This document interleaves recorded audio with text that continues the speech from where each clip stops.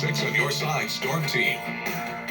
Bo wasn't dreaming. Look, the sun's trying is the key word to come out as we're looking west from our Embassy Suites hotel camera. But the rain is winning out. You can see it's pretty heavy in some spots. So we're kind of battling in between as this area of low pressure is moving over the top of us. Remember, we talked about this last week.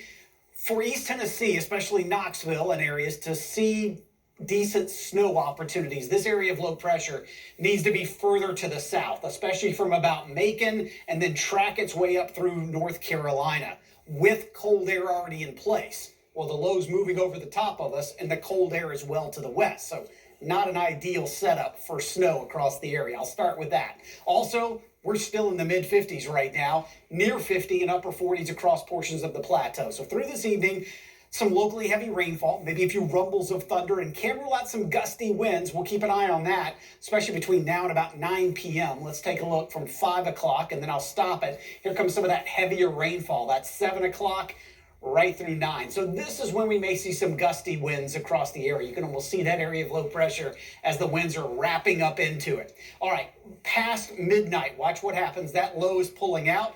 Cold air's trying to come in, but keep an eye on these surface temperatures. We're in the upper 30s to near 40 degrees at midnight, right in through 3 a.m. Notice when it gets close to freezing, the moisture has moved out. Yes, it can snow when it's above freezing. Yes, you can see accumulations with surface temperatures above freezing if it snows hard enough.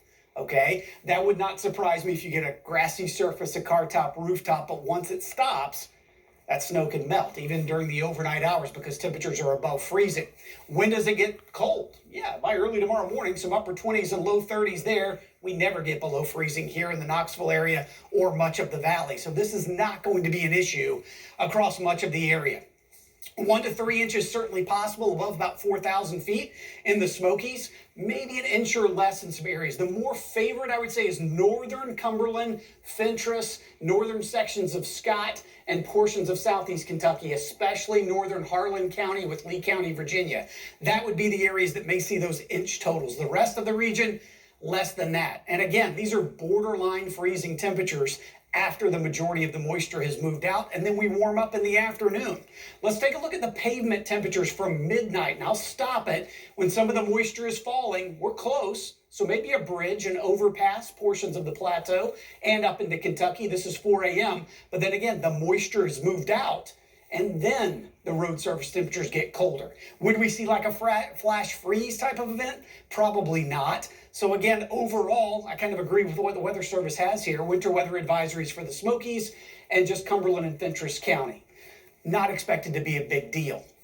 Keep it in mind first thing tomorrow morning. But we're in the 50s by tomorrow afternoon, so whatever snow we do see is gone before lunchtime, and we won't have to worry about snow the rest of the week. All right.